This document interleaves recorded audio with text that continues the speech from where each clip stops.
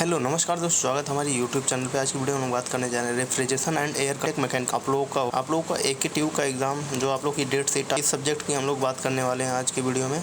इसमें मैं 5 से या 10 वीडियो में बनाऊंगा। छोटा 5 वीडियो आप लोग देख के नोट्स बना लेते हैं तो आप लोग के बहुत बेनिफिशियरी होगा एग्ज़ाम पॉइंट ऑफ व्यू से।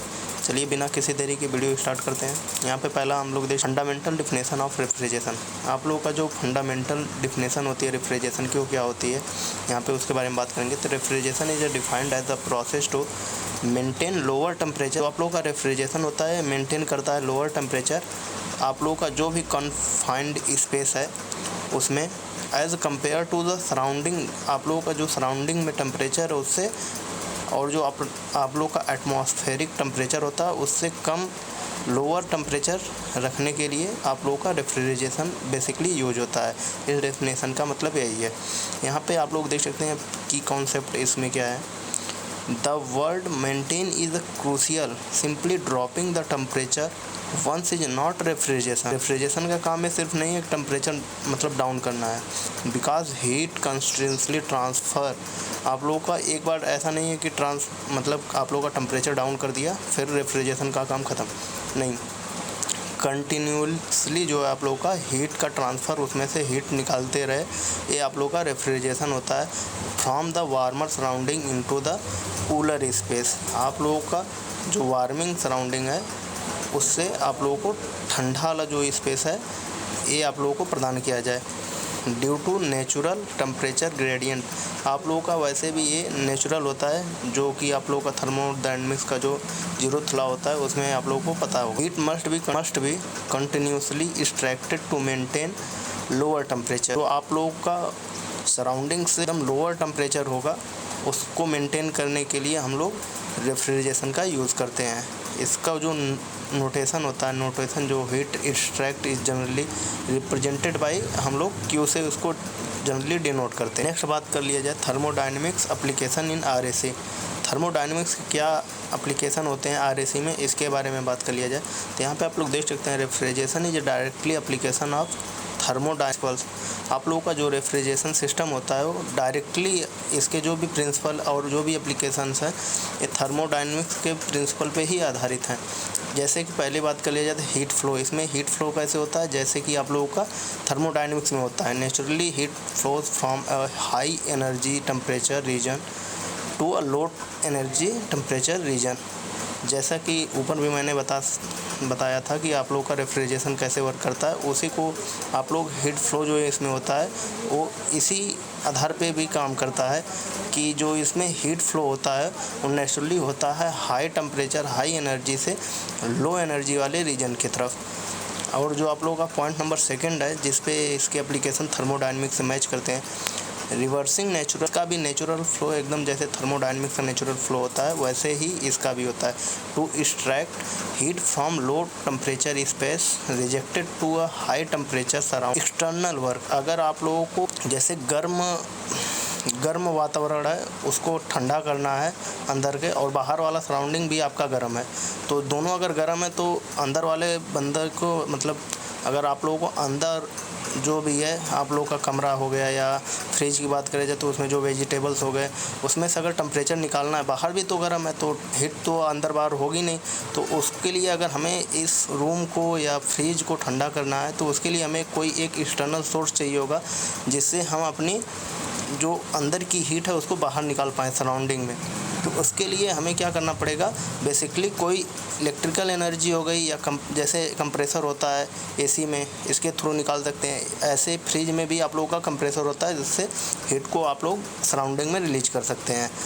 तो ये डायरेक्टली सप्लाई नहीं हो सकती, मतलब ऑटोमेटिकली या नेचुरली नहीं हो सकती। इसको करने के लिए कोई न कोई बाहर से एनर्जी देना पड़ेगा। attempting to do this without external violate Clausius statement second law of thermodynamics. जो आप लोगों का अगर ऐसा नहीं करेंगे, अगर नेचुरली होने लगेगा तो आप लोगों का जो क्लॉसियस का सिद्धांत रहता है ये तो फेल हो जाएगा ना, कि ऑटोमेटिकली हो रहा है, इसको कोई बाहर से फोर्स नहीं दे रहे हैं और टेम्परेचर ऑटोमेटिक, मतलब होता है ना कि आप बिना खाए हुए जी रहे हैं, ऐसा कुछ होने लगे, तो ये पॉसिबल नहीं है, क्लॉसियस स्टेटमेंट के विरुद्ध है। नेक्स्ट बात कर लिया जाए आप लोग का सेंसिबल हीट भी इसमें सेम रहती है थर्मोडायनेमिक्स की तरह।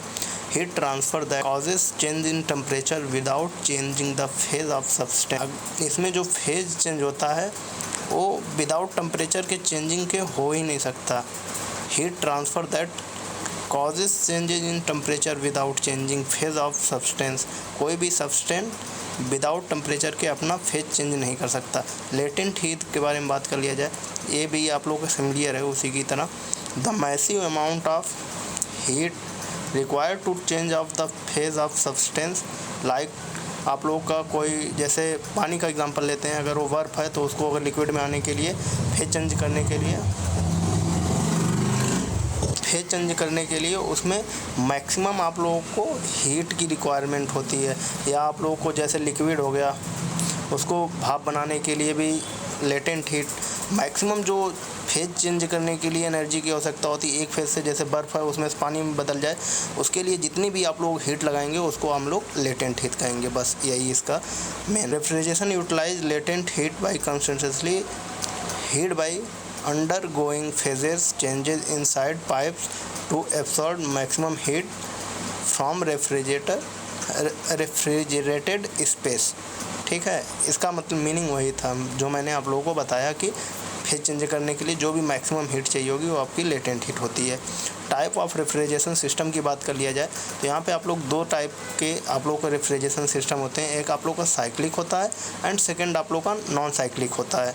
साइक्लिक मतलब एक ही क्रिया बार बार होने वाली है, एंड नॉन साइक्लिक जो होते हैं ये आप लोग का एक बार चलेगा फिर से वो चीज़ें ख़त्म हो जाएंगी। जैसे कि अब कूलर का एग्जांपल ले लेते हैं तो उसमें हम लोग पानी डालते हैं, वो कूल करता है, पानी ख़त्म हो जाता है।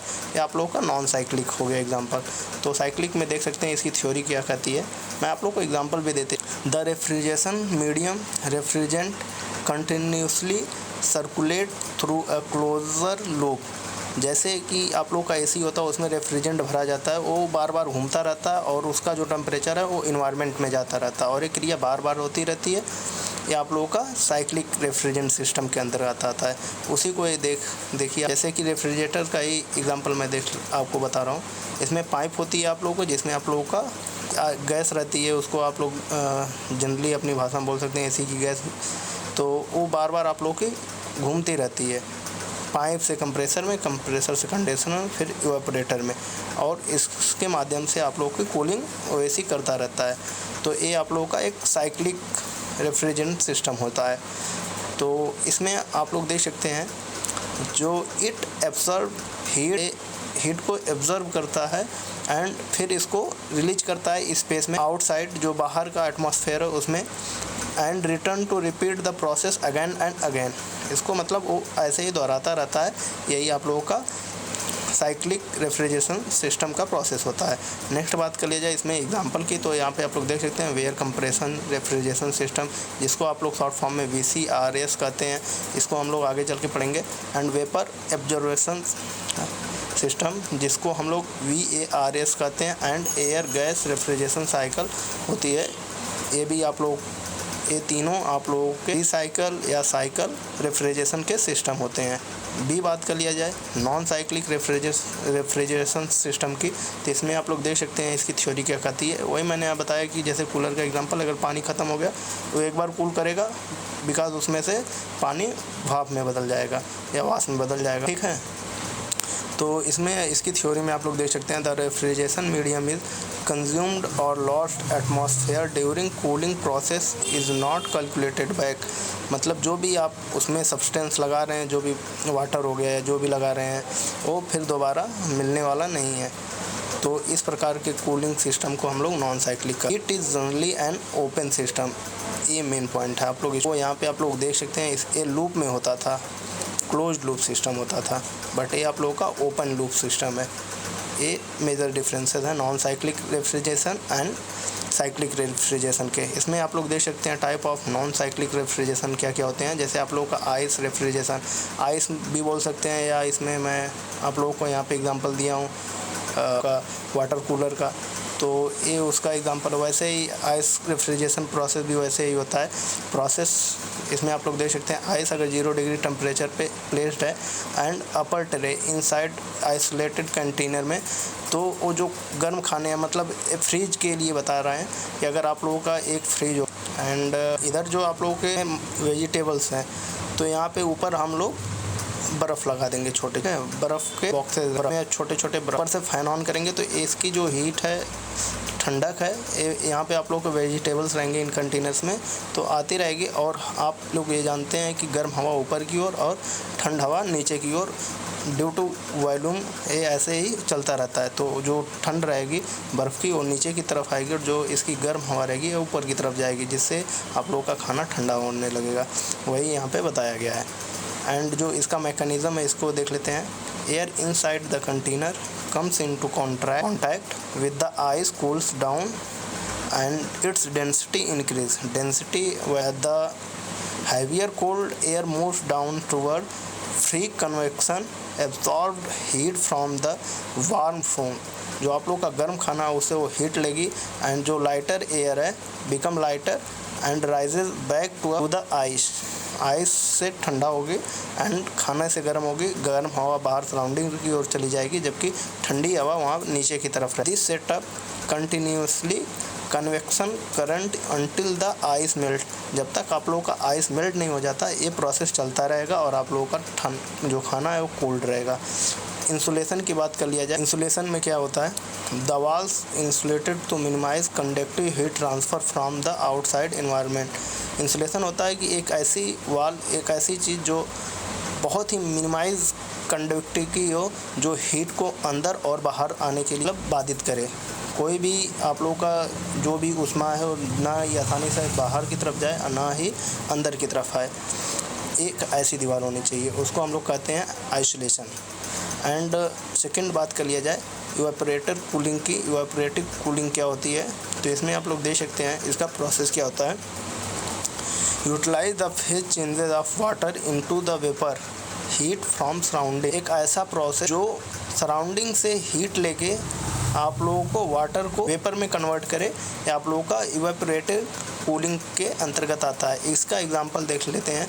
जो आप लोगों का अर्थन पॉट, मटका जिसको आप लोग हिंदी में बोलते हैं, इसमें आप लोग पानी रखते हैं तो पानी ठंडा रहता है। क्यों ठंडा रहता है? क्योंकि वो आप लोगों का इवेपोरेटिव कूलिंग के तहत इसके बेसिकली इसके एप्लीकेशन के हिसाब से चलता है, इसीलिए वो कूलिंग हो जाता है। Water seeps through the micro pores, उसमें जो होते हैं छोटे छोटे छिद्र होते हैं, उसके कारण जो आप लोगों का मटका होता है, अर्थन पॉट होता है, वो आउटर सरफेस से कंटिन्यूसली पानी को रिसाव करता रहता है। छोटे छोटे उसके भाप बनते रहते हैं और उसका जो वाष्प बनेगा तो उसका जो वॉल्यूम है, उसकी डेंसिटी है वो बढ़ेगी, जिसके कारण इवेपोरेशन होता रहता है। एंड जब इवेपोरेशन होगा तो कूलिंग भी बढ़ती है, तो उसका जो सरफेस रहता है वो कूल रहता है, जिससे संपर्क में आने के बाद और भी उसके जो ड्रॉपलेट्स होते हैं वो भी उससे टच में आके ठंडे होते जाते हैं। Latent heat from both surrounding. Okay, तो ये रहा आप लोगों का एग्जांपल ऑफ अर्थन पॉट्स का जो इवेपोरेटर कूलिंग होती है उसके लिए। इसका जो लिमिटेशन है, इसकी बात कर लिया जाए तो लिमिटेशन में देख सकते हैं, it can not be produce freezing temperature. ऐसा नहीं है कि ये प्रोसेस बार बार चलता रहा और आप लोगों का मटके के अंदर जो पानी है वो फ्रीज हो जाए, ऐसा तो नहीं होगा। एक बेसिक टेम्परेचर, हाँ 23 या जो रूम टेम्परेचर होता है उतना कूलिंग कर लेता है। Cooling stop once surrounding air reaches situation limit. Situation limit क्या होती है कि आप लोगों की जो मटके के आसपास की हवाएं हो, इतना उनके अंदर डेंसिटी पानी की आ गई है कि अब वो और पानी को एब्जॉर्ब नहीं कर सकती। तो ये सैचुरेशन लिमिट जब आ जाती है तो उस मटके का पानी उस पॉइंट तक ही कूल हो पाता है। तो आज की वीडियो में बस इतना ही। मिलते हैं किसी नेक्स्ट वीडियो में, तब तक के लिए प्लीज़ यार चैनल को सब्सक्राइब कर लीजिएगा अगर वीडियो अच्छा लगा, और ऐसे ही मस्त वीडियो मैं आगे लाता रहूँगा।